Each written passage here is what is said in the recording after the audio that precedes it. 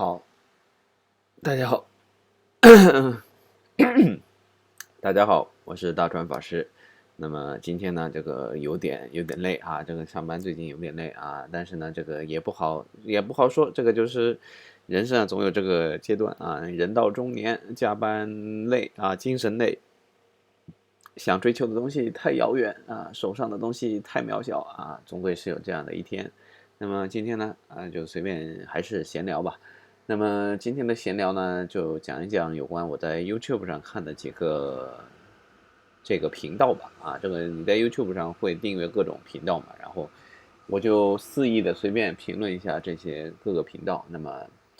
这个做一个快乐的搬运工吧，顺便介绍一下这些频道最近讲的一些让我觉得比较深刻的东西哈。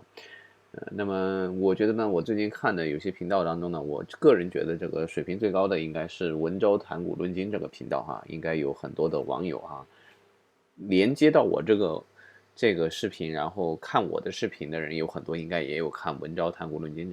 这个自媒体。那么这个1年前还是2年前，这个文昭谈古论今还在讲这个逻辑思维啊、袁腾飞、高晓松啊什么这些人怎么红起来。然后呢，就说自己呢也要模仿他们，然后自己呢一支麦克风一个人，然后就开始做这个频道。那么然后呢，不知不觉呢，我觉得他已经做成了这个超过了高晓松，还有包括这个逻辑思维这个级别的节目哈。你要让那个逻辑思维跟他比学识，或者跟他比这种创意的话，那么逻辑思维毕竟他还是在墙内吧，有很多想讲的东西还是讲不了。那么在水平上来讲呢，我觉得这个文昭谈古论今呢，它很安定的提供很多的这个新颖的想法吧。你如果只是讲这个想法是符合中国古代文学或者古代历史，然后你就说这个东西就有价值。我觉得对于很多年轻人来讲，这些古代的传统文化，它如果不能跟这个现代的这个时事或者说现代的这个趋势所连接的话，那么那些东西都是死知识，一点用都没有。那么文昭谈古论今呢，很好的就是按照他频道的宗旨，以他这个个人的这些渊博的学识，然后和这些所有的这些时事很好的连接在一起。所以呢，同时呢，它还是一个很有创意的一个频道，有很多这个意见呢，我觉得是非常有突破性的啊。比如说，那么所以呢，这个就是我快乐搬运工的一个工作了。我就说最近我觉得他有讲的一个观点呢，我觉得还是讲的挺对的，就是说你在某一个事情上面，你不能有两个这个相反的价值观同时作用啊。他就讲这个习近平和崇祯皇帝都是这样，就是说习近平呢，他其实呢，他如果只想维持党的稳定的话呢，他也好办；他如果只想维持这个民族复兴的话呢，他也好办。但是他现在有两个这个价值观，这两个价值观呢冲突，那么一冲突呢，就是说导致他做什么事情呢都不对啊。你如果说你现在说你对美国强硬，那么你对美国强硬的话呢，你就很难维持这个党的稳定，因为这个说句实在话，这个党的这个30年、40年稳定，主要是通过和美国搞好关系才达成的嘛。你看这个党的这个高官有多少人是去美国购置房产，是拥有美元资产的？你表面上以为什么这个打倒什么美国，就是什么怎么样一件伟大的事情，打倒美国就等同于打倒共产党，因为共产党本身就是大部分都在美国啊。还有就是习近平自己的家人都在美国，那你打倒美国不是打倒共产党本身吗？但是他又不可以不砍打倒美国，为什么呢？因为就是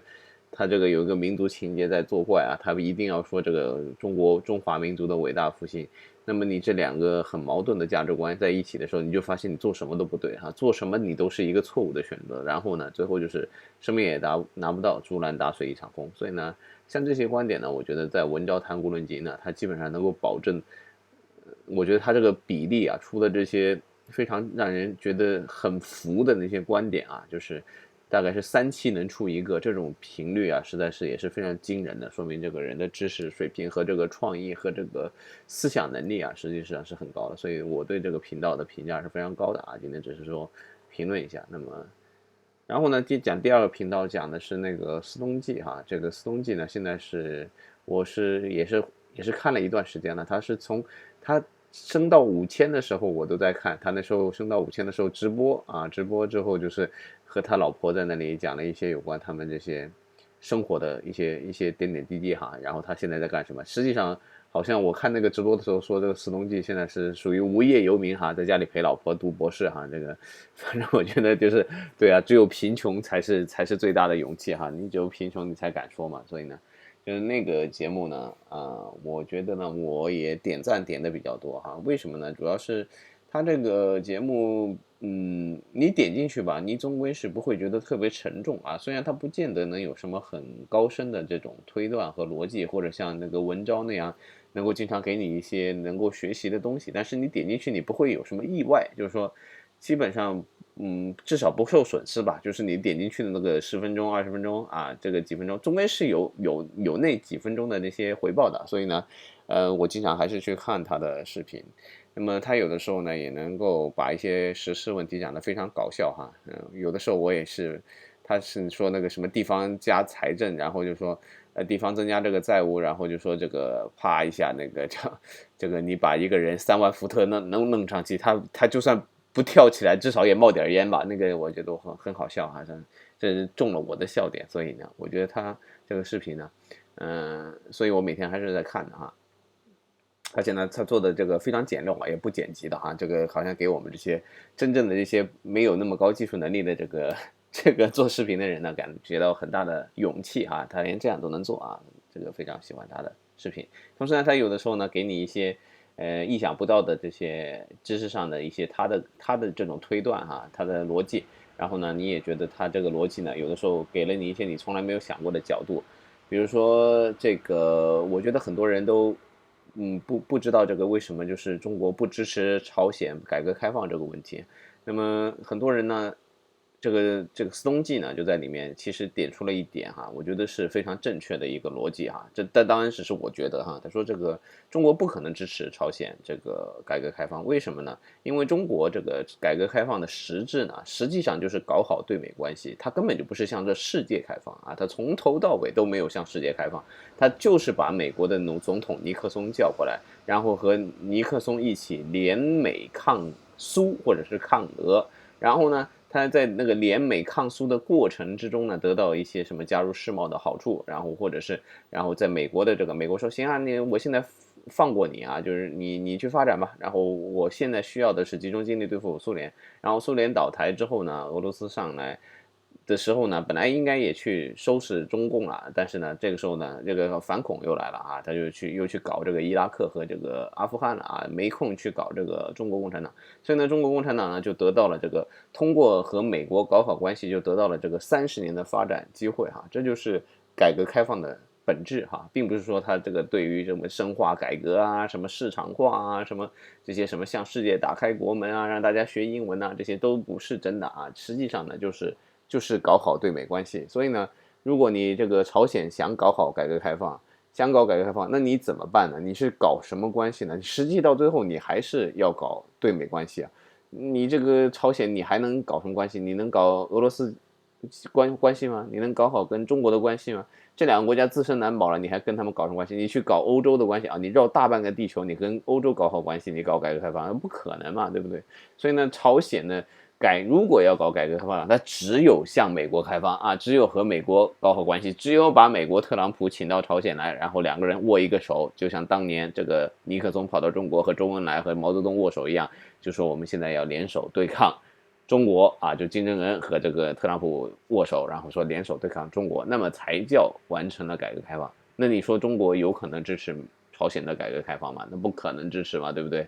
那么所以呢，从这个角度来讲，这个斯东的预言是对的，这个朝鲜永远不可能改革开放。只要你习近平动不动就往朝鲜去，或者说你还在说什么要对朝鲜有这个控制的权利的话，那么朝鲜的改革开放就绝对是和中共的这个利益是相悖的。那么所以呢，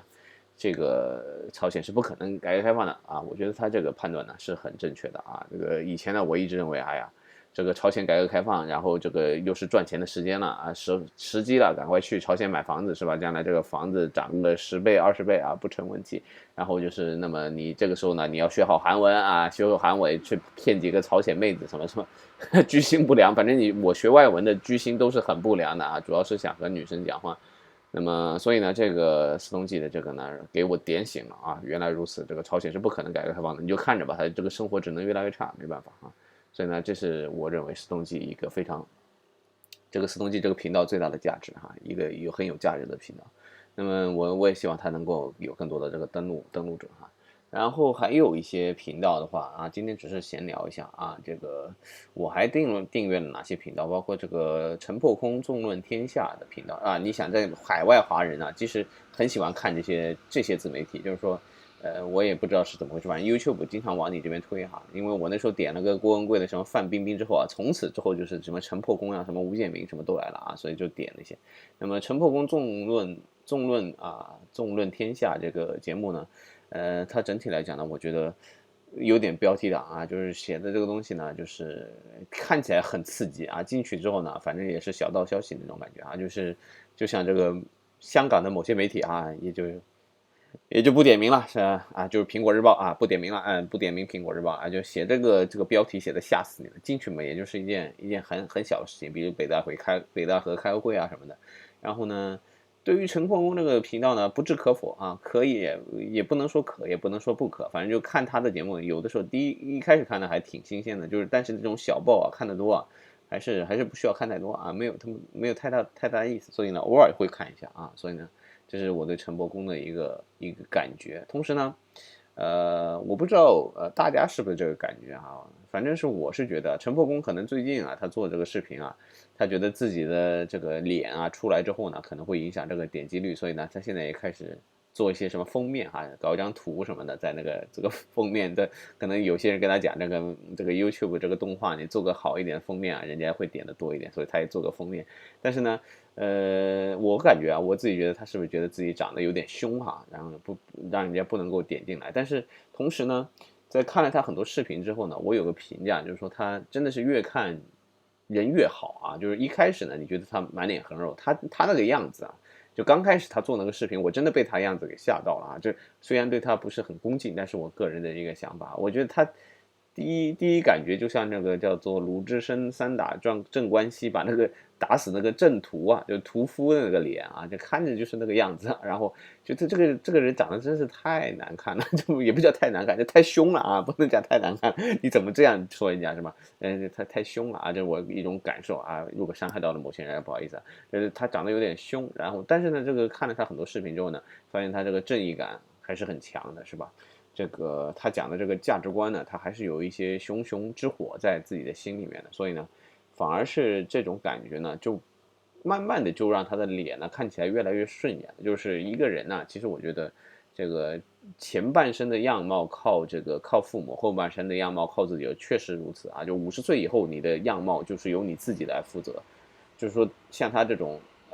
只要他的这个价值观呢，你认可，也不叫说他对还是不对吧？我们讲这个自由民主啊，或者这些什么人民当家作主啊，政府不要强权这些，你不要说他对还是不对，因为我觉得不治对错，因为各种东西呢都有各自的价值观，不要随便侮辱别人的价值观。但是呢，比如说我认为这个价值观呢是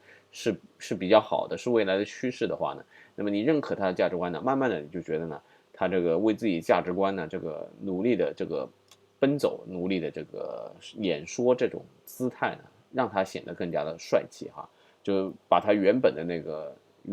个条件上的这个劣势，反而转为了一个好的优势哈。所以呢，现在我看他是简直就是大帅哥，真的就是这样，就是人的心目中就觉得他真的是大帅哥啊，哪有这个长到这么年纪能帅成这样的，是吧？这种感觉啊，我不知道是不是有些网友也有这样感觉。那么，同时呢，我觉得有些人吧，就是说一开始看起来特别帅哈，不是说你帅你就可以为所欲为啊，你帅有的时候呢就有可能让你变得更加丑啊，变得更加丑恶。就是有些人你会看着他真的是恶心的很啊，就陈破公是那种越看越帅的人，但有些人呢是越看越丑啊。我不是指那些